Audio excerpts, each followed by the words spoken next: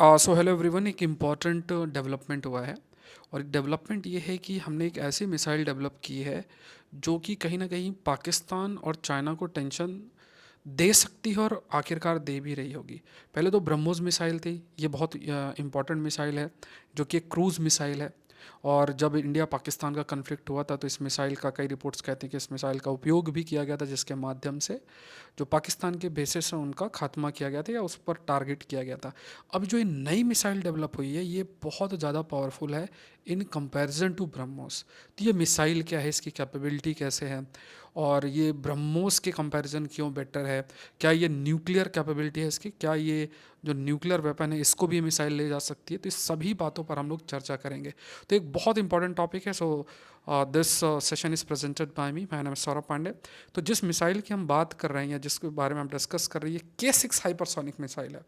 K6 hypersonic missile है और ये फास्टर डेडलियर मिसाइल के रूप में कंसिडर किया जाएगा। अगर आज के न्यूज़पेपर भी आप देखोगे तो इस मिसाइल के ऊपर काफ़ी सारी चर्चा आपकी की गई है। और इस मिसाइल में अगर खास बात अगर इस मिसाइल की देखा जाए, जो K6 हाइपरसोनिक मिसाइल है, तो ये सबमरीन लॉन्च्ड बैलिस्टिक मिसाइल है। सबमरीन का मतलब क्या है कि यहाँ पे जो पनडुब्बियाँ होती हैं, समुद्र के अंदर जो मौजूद पनडुब्बियाँ हैं, उससे इसको लॉन्च किया जा सकता है। प्लस ये बैलिस्टिक मिसाइल है। देखो, मिसाइल भी दो तरीके से होती हैं। एक आपके पास क्रूज मिसाइल है, जैसा ब्रह्मोस क्या एक क्रूज मिसाइल है। क्रूज मिसाइल का सिंपल सा मतलब ये हुआ कि जैसा हिट किया जाएगा तो सीधा जो टारगेट है उसको हिट करेगा। वहीं अगर आप जब ब्रह्मोस मिसाइल की बात करते हैं तो जैसे ब्रह्मोस मिसाइल की बात करते हैं तो एक क्रूज मिसाइल है। जैसे अग्नि मिसाइल है, ये क्या है, ये बैलिस्टिक मिसाइल है। बैलिस्टिक मिसाइल मतलब एक उसका तरीका क्या होता है कि ये पैराबोलिक पाथ जो है वो अपनाता है। जैसे मान लो यहाँ से ऐसे हिट किया तो ऐसे अपना टारगेट को हिट करके तो एक पैराबोलिक पाथ जो है अपनाती है। तो एक तो ये बैलिस्टिक मिसाइल है, पहला चीज़ तो ध्यान में रखना। सबमरीन से इसको लॉन्च किया जा सकता है। इसकी जो स्पीड है वो 7.5 मैच तक पहुंच सकती है, लगभग 9,200 किलोमीटर पर आवर। तो ये बहुत ज़्यादा इसकी स्पीड है। ब्रह्मोस से भी इसको हम कंपेयर करेंगे अभी, तो K6 हाइपरसोनिक बैलिस्टिक मिसाइल है जो। दूसरा, इसका रेंज 8,000 किलोमीटर है। अगर 8,000 किलोमीटर तो इसमें चाइना आ जाता है पूरा रेंज में। चाइना का जो पूरा का पूरा डेवलपमेंट है ना, पूरा डेवलपमेंट उसका ईस्टर्न इलाके में है। उसका डेवलपमेंट अगर आप देखोगे तो ईस्टर्न इलाकों में ज़्यादा उसका डेवलपमेंट है। तो ईस्टर्न साइड तक हम हिट कर सकते हैं। वेस्टर्न साइड में तो उसका इतना चाइना का डेवलपमेंट नहीं है, लेकिन ईस्टर्न साइड तक हम हिट कर सकते हैं इस रेंज से। दूसरा, ये पेलोड कैरी कर सकता है अपने साथ, ये nuclear weapon conventional warhead carry कर सकता है। और ये MIRV है, ये इसको बहुत यूनिक बनाता है। मतलब एक ही समय पे, मतलब एक ही मिसाइल मल्टीपल टारगेट को हिट कर सकता है। तो ये जो कैपेबिलिटी है, इस कैपेबिलिटी की वजह से इसको रोक पाना आसान काम बिल्कुल भी नहीं है। क्यों, क्या होता है कि जो एयर डिफेंस सिस्टम भी होता है ना, तो एयर डिफेंस सिस्टम मान लो आपने यहाँ पे लगा रखा है, उसको आपने एक्टिव कर रखा है, बट ये जो मिसाइल सिस्टम है, ये जो मिसाइल है, एक ही टाइम पे ये मल्टीपल टारगेट हिट कर सकता है, मतलब मल्टीपल रॉकेट्स हिट कर सकता है। एक ही रॉकेट, एक मान लो टारगेट वन पे एक गिर रहा है, एक दूसरे पे गिर रहा है, एक तीसरे पे गिर रहा है, तो मल्टीपल टारगेट्स जो है सिंगल मिसाइल से हिट किए जा सकते हैं। तो ये इसकी कैपेबिलिटी को बहुत तेज़ी से इंक्रीज कर देता है। प्लस जो भी डिफेंस, एयर डिफेंस सिस्टम है, बड़े लेवल पे उसको भी ये सरपास कर सकती है। और क्योंकि स्पीड बहुत ज़्यादा है, हाइपरसोनिक स्पीड है इसकी, लगभग 9,200 किलोमीटर की इसकी स्पीड है, तो ये चीज़ भी इसको यूनिक बनाती है। तो यहाँ पे अगर हम इसको कंपैरिजन करते हैं ब्रह्मोस, ब्रह्मोस भी हाईली आप कह सकते हैं सोफिस्टिकेटेड और एडवांस मिसाइल के रूप में इसको कंसीडर किया जाता है। तो अगर इसको कंपैरिजन किया जाए तो ब्रह्मोस सुपरसोनिक है, मैच 3 तक रीच करता है। ये शॉर्टर रेंज तक हिट कर सकती है। शॉर्टर रेंज मतलब सरफेस टू एयर लॉन्च है इसका K4, लगभग 3,500 किलोमीटर रेंज तक ये जा सकती है। जैसे मतलब ब्रह्मोस की बात करें तो ये शॉर्टर रेंज है मेनली। अब इसकी रेंज भी हम बढ़ा रहे हैं। K4 इससे पहले, जैसे अभी तो हमारे पास जो मिसाइल हो K6 है, तो K4 की रेंज 3,500 थी, K5 की लगभग 6,000, और अभी जो है K6 है, K6 आपका लगभग 8,000 किलोमीटर तक इसकी रेंज है।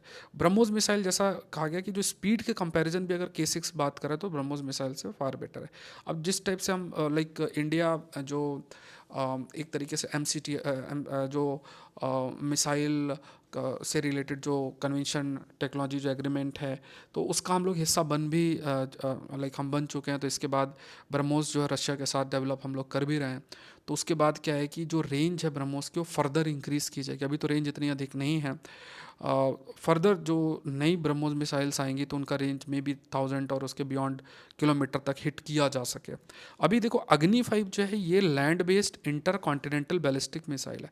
मतलब इसको आप लैंड से लॉन्च कर सकते हो। अगर अग्नि 5 का ही एक रूप लेकर चलें कि सबमरीन से अगर हमें जो है मिसाइल कोई लॉन्च करना है, तो अगर हमें सबमरीन से लॉन्च करना है तो हम K6 से इस्तेमाल कर सकते हैं। तो जैसे अग्नि आप लैंड से लॉन्च करोगे, K6 आप समुद्र से कर सकते हो। तो ये हमारे नेवी को बहुत स्ट्रांग कर देगी। और ये जो अग्नि 5 है ये हमारे कहीं ना कहीं जो आर्म फोर्सेस है उनको, आर्मी है उसको काफ़ी हद तक उसकी कैपेबिलिटी आपकी काफ़ी हद तक इंक्रीज़ करेगी। अब ये जो मिसाइल आई है तो इससे हमारे ओवरऑल बेनिफिट्स क्या हैं, मतलब अगर देखा जाए तो ये डेवलप DRDO के द्वारा किया गया है। एडवांस्ड नेवल जो सिस्टम लेबोरेटरी हैदराबाद है DRDO की, उसके द्वारा इसको डेवलप किया गया है। और जो upcoming S5 class nuclear submarine है उसके लिए इसको डिज़ाइन किया गया है। मतलब ये जो सबमरीन है, अभी जो अरिहंत क्लास सबमरीन है उससे भी एक एडवांस फॉर्म की सबमरीन है। अरिहंत क्लास से भी ये एडवांस फॉर्म की सबमरीन है जो S5 क्लास न्यूक्लियर सबमरीन आपकी आएगी। तो ये जो नई अपकमिंग सबमरीन है उसके लिए इसको डेवलप किया जा रहा है। और ये जो submarine it has the capability like it can carry multiple K6 missiles और हैवियर वॉरहेड को ही कैरी कर सकती है धीरे धीरे। अभी मतलब जो प्रेजेंट सबमरीन्स हैं उनमें भी इस्तेमाल हो सकता है, लेकिन फ़िलहाल के लिए जो इसको डिज़ाइन किया गया है वो अपकमिंग जो S5 आपकी जो क्लास न्यूक्लियर सबमरीन। अब इसका स्ट्रेटजिक इंपॉर्टेंस ये है कि हमारी जो सेकंड स्ट्राइक कैपेबिलिटी को इंक्रीज़ करता है।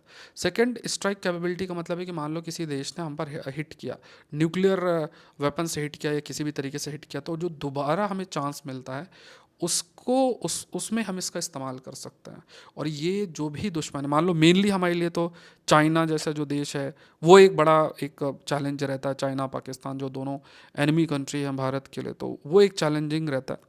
तो उसको हम लोग टारगेट कर सकते हैं, उसको हम हिट कर सकते हैं और उनके मन में भी एक डर पैदा होगा कि अगर हमने भारत को अटैक किया तो वहाँ से भी जवाब आएगा, ब्रह्मोस के रूप में जवाब आएगा, वहाँ से जवाब के आपका K6 के रूप में आएगा, या वहाँ से जवाब जो है अग्नि 5 के रूप में आएगा। और चाइना का भी जो मेनली पॉपुलेटेड एरिया है वहाँ तक भी रीच किया जा सकता है। तो जो हाई स्पीड MIRV ये टेक है, मतलब ये मल्टीपल टारगेट एक ही मिसाइल हिट कर सकती है। स्पीड भी बहुत हाई है, मोर देन 9000 किलोमीटर की स्पीड है, 8000 किलोमीटर का इसका जो है टारगेट एरिया है। सो इंडिया अपनी जो पोजीशन वो बढ़ा रहा है like among light nuclear power के कंपैरिजन अगर देखा जाए US, Russia, China, UK, France, इनके बराबर हम हो रहे हैं। अब देखो आजकल क्या है कि मतलब आजकल जिस टाइप से डेवलपमेंट हो रहा है तो उसमें अगर आपके डिफेंस के लेवल पे कैपेबिलिटी हाई नहीं है तो इवन ना आप अपने एसेट को बचा पाओगे और ना ही हम अपने इंटरेस्ट को प्रोटेक्ट कर सकते हैं। तो आज के टाइम पे देखो ज़रूरत क्या है, आज के टाइम पे ज़रूरत यही है जिस टाइप से जैसे US की एंट्री होती है या जिस टाइप से इसराइल ईरान का कॉन्फ्लिक्ट हो रहा है, वेस्ट एशिया में जो कॉन्फ्लिक्ट हो रहा है, यूक्रेन और रशिया का कॉन्फ्लिक्ट हो रहा है, तो ये सारे जितने भी कॉन्फ्लिक्ट हैं ये मैसेज बहुत ही क्लियर देता है कि अगर आपको अपने डेवलपमेंट को बहुत सिक्योर रखना है, अगर आपको पीस मेंटेन रखना है, अगर आप चाहते हो कि कोई आप पर हमला ना करे, उस स्थिति में आपको अपनी कैपेबिलिटी को बहुत हद तक इंक्रीज करना पड़ेगा। इसके अलावा और कोई सॉल्यूशन नहीं है। तो इस चैनल को ज़रूर से सब्सक्राइब करें और द हिंदू सेशन के लिए आप मुझसे जुड़ सकते हैं। मॉर्निंग में 8:45 से 9 PM के बीच में, 9 AM के बीच में होता है। अगर आप सिविल सर्विस की तैयारी कर रहे हैं और अभी तक अनअकैडमी से नहीं जुड़े हैं तो ज़रूर से ज़रूर जुड़ें। GS और ऑप्शनल आप कंबाइंड ज्वाइन कर सकते हैं। जैसे एग्रीकल्चर का कोर्स मेरे द्वारा 21 जुलाई से चालू हो रहा है। इसके अलावा sociology, maths, political science, pub ad, anthropology, geography, जितने भी आप ऑप्शनल देखेंगे सारे अलग अलग ऑप्शनल हैं, सब एक साथ आप एक्सेस कर पाएंगे। प्लस सारे जनरल स्टडीज़ के सब्जेक्ट आप एक्सेस कर पाएंगे। जनरल स्टडीज़ के जो भी सब्जेक्ट्स आपको प्रीलिम से स्पेसिफिक, मेन से स्पेसिफिक पढ़ना है तो सब कुछ जो है वो आप एक्सेस कर पाएंगे। तो एक ग्रेट अपॉर्चुनिटी आपके लिए, लिंक डिस्क्रिप्शन बॉक्स में है, ज़रूर से ज़रूर जुड़ें। और ऐसे कई सारे टॉपिक्स के लिए आप इस चैनल से जुड़े। Thank you everyone, thank you.